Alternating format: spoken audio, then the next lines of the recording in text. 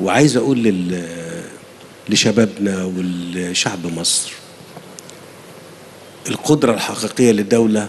يعني أنا رحت دول وكنت دايما أبص على مؤشراتها عشان أعرف أنا فين، فكنت ألاقي دولة تقريبا عشر عدد سكانها عشر مصر، ويمكن تكون بتعاني من مشاكل ديموغرافية، يعني النمو عدد سكانها مشكلة بالنسبة لها، عندهم مشكلة، مش يعني احنا عندنا مشكلة في الزيادة، هم عندهم مشكلة في عدم الزيادة.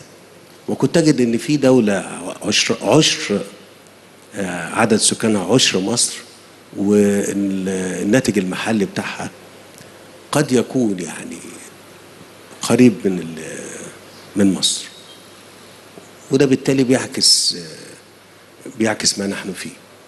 النقطة الثانية اللي عايز أقولها للمصريين